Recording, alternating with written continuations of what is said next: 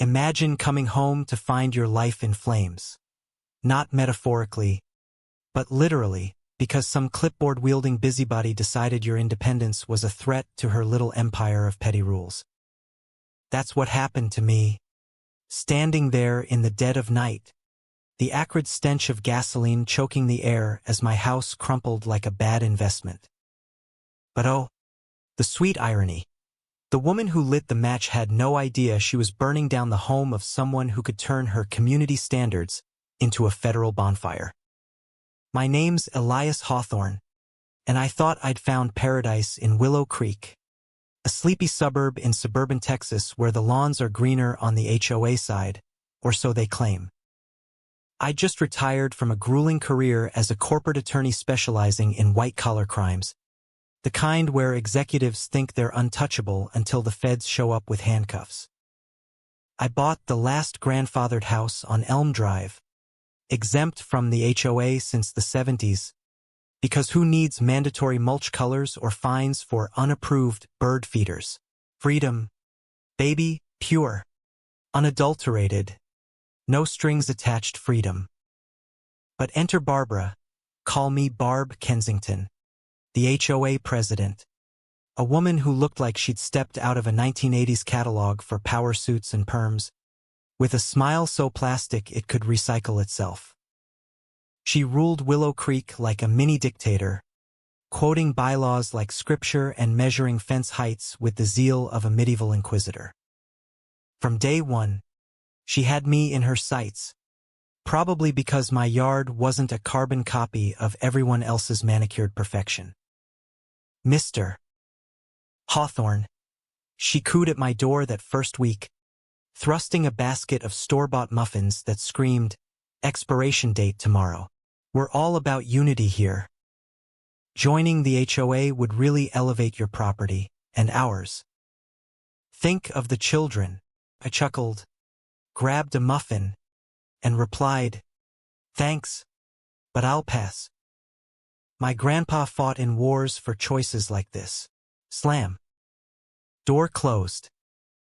Little did I know, that was like waving a red flag at a bull in pearls. The harassment started small, like mosquito bites that itch more over time. A note in my mailbox. Your mailbox is 1.3 inches below regulation height. Fine, $50. I measured it spot on standard. Ignored. Then, unapproved lawn decor. Those solar lights are a safety hazard. They were basic path lights. For crying out loud. I tossed the citation in the trash, but whispers spread. Neighbors I'd barely met started side-eyeing me at the grocery store. "Heard you're the new troublemaker," one guy muttered while grabbing milk. "Barb says you're bringing down property values." The rumor mill, Barb's favorite weapon. She posted on the neighborhood app. All passive-aggressive. Reminder. Compliance keeps us strong. Some residents think rules don't apply. Sad. I stayed silent, watching, documenting every ridiculous email and note. Inside, I was boiling, but on the surface, cool as a cucumber in a HOA-approved fridge. Why fight petty when you can play the long game? It escalated when I threw a small barbecue, no fireworks, no blaring music, just burgers and beers with old law school buddies. Next day, a $200 fine for excessive noise disturbance. I wasn't even home half the time. I had alibis from timestamps at the office. This is absurd, I muttered to myself, but Barb knocked that evening, clipboard in hand, her voice dripping with faux concern. "Elias, honey, we had multiple complaints.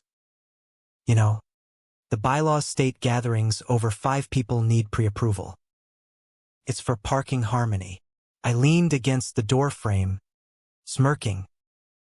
5 people? That's like banning family dinners. "You counting the dog too?"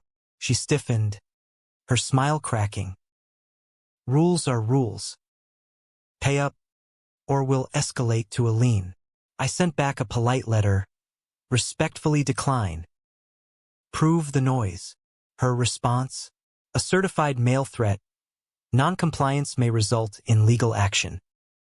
For the community's sake. Oh, the irony, her preaching community while turning it into a surveillance state. Rumors amped up. He's a recluse. Probably hiding something. Bet he's dodging taxes. I heard it all. But I kept quiet, snapping photos of her cruising by my house in her golf cart. Binoculars in lap. Patience. Elias. Patience. One night, working late on a pro bono case, ironic. Given what was coming, I got the call from a neighbor. Your house is on fire. I raced home to chaos. Flames devouring the roof. Firefighters hosing it down. But it was toast. The air reeked of accelerant, not faulty wiring. And there was Barb, behind the tape, her face a mask of theatrical sympathy. Oh, Elias, what a tragedy. Probably that old electrical you never let our inspector check. If only you joined. I stepped close, voice low. Cut the act, Barb. You slipped up. Her eyes widened, that fake smile faltering. What on earth do you mean? I whispered. You torched the wrong guy's house. I'm not just any retiree. I'm a former prosecutor with friends in high places. She blinked, color draining. Turns out, a doorbell cam caught her and her sidekick. HOA Treasurer Gary, the enforcer Wilkins, a pudgy ex-plumber who fancied himself a tough guy, sneaking around with gas cans like amateur arsonists in a bad spy flick. They tripped over a kid's bike. Hoodies slipping, classic comedy of errors. If it wasn't my life going up in smoke. Detective Lena Torres showed up quick, her no-nonsense boots crunching charred debris. Mr. Hawthorne, walk me through it. I handed her a USB. Footage from across the street. Two idiots with cans. One drops a lighter. Copies to FBI and DOJ too, just in case. She arched a brow. Prepared. Ha! Always, I said. And check the gate, fingerprints galore. They bashed it open like pros. Not. While CSI dusted, I chatted with old Mr. Ellis next door, a Vietnam vet who sipped whiskey on his porch. Saw the whole damn thing, he grumbled, passing me a thermos of coffee strong enough to strip paint. Gary tripped. Hood flew off. Laughed like hyenas. That'll show the holdout, one said. Statement, I asked. He grinned. Already called it in. Tired of their BS. That night, hotel-bound with my files, I seethed not tears, but calculated fury. The local news hit. Mysterious blaze levels ex-prosecutor's home. No HOA mention yet. But oh, it was coming. By noon, Torres called from a burner. Prints match Gary. Footage IDs Barb, same tacky scarf from her morning patrol. Hubby's lawyering up, screaming circumstantial. I laughed darkly. They'll love my filing. See, I wasn't just any lawyer. I'd dismantled Ponzi schemes and corrupt boards. HOA shenanigans? Child's play.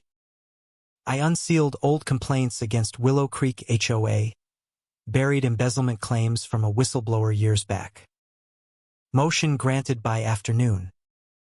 At the precinct, I dumped printouts on Torres. Slush fund disguised as beautification, routed to Gary's shell corp for security. That never happened. She whistled. Fraud City. Interstate emails? Federal. I nodded. Bingo. Then to City Hall, where Councilwoman Reyes, an old ally from fraud cases, met me privately. Heard about the fire. You okay? Peachy, I said. But sit, here's the dirt. I laid out the fines. Arson. Money trail. Her jaw dropped at the shell filings. This is mafia level. Emergency session. Today, I urged. By evening, the chamber buzzed with neighbors clutching their own grievance letters. Towed cars for unauthorized parking. Fences deemed eyesores. I presented cold emails, transfers, fire stills. Silence fell. Reyes motioned. Revoke charter. Freeze assets. No retaliation. Unanimous. Outside, a crowd nodded approvals. Then, parking lot. Barb cuffed, flanked by cops. Her cardigan rumpled like her ego. She glared, silent. I stared back. My house? But justice? Rising from it. The arraignment was a circus in federal court, moved for impartiality. I sat as witness, watching Barb in orange, face like curdled milk, Gary fidgeting like a kid caught shoplifting. Their lawyer, a sweaty mess from Dallas, stammered about misunderstandings. Prosecutor Ana Ruiz laid it bare. Arson, fraud, conspiracy, abusing trust to terrorize. Bail denied. Knees buckled. Post-court, Torres picked me up. More goodies, she said, tossing a folder. HOA chats. Push dues hike. Scare sales. Systemic. Photo of Gary's shed. Fortress with deeds. Forgeries adding fake covenants. Land grab, I said. RICO time. At the U.S. Attorney's. Ruiz nodded. 6 victims sold cheap to Gary's trust. Nevada front, but loops back. File it, I urged. Raids hit dawn. Homes. Office. A glorified shed. Safes cracked. $65K. Emergency fund. Burners. Ledger of cash shakedowns. Presser, Ruiz waved the book. Extortion under compliance. DOJ seized. Receivership slapped. I watched from shadows. Hammer falling sweet. That night, community center packed. Not for HOA nonsense, but real talk. Faces, Mr. Ellis. Nurse Patel. Weekly tickets for cluttered driveway. The Lopez family. Shed pollution nearly broke them. Reyes fronted.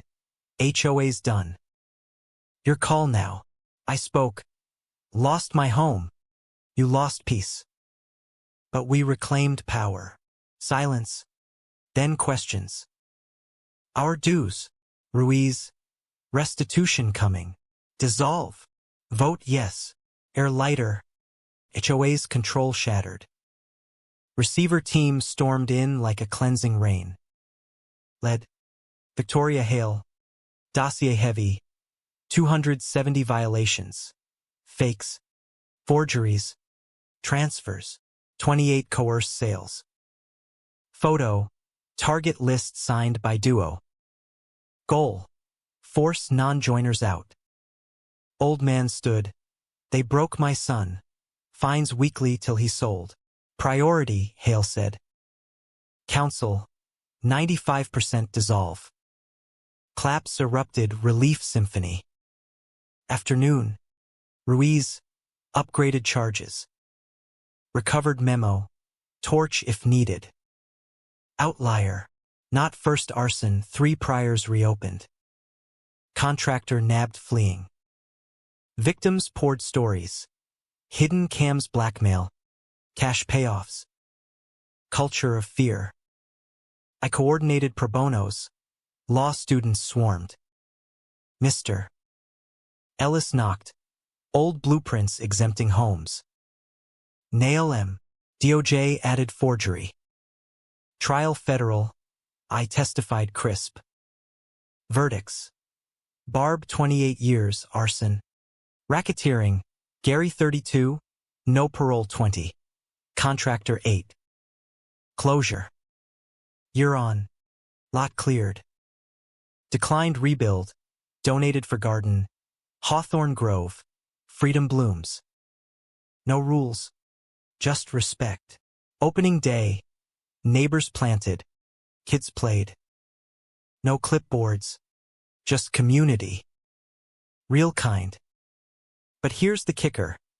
In a world where community leaders like Barb weaponize rules to hoard power, was the real crime the arson, or the system that lets mini-tyrants thrive unchecked?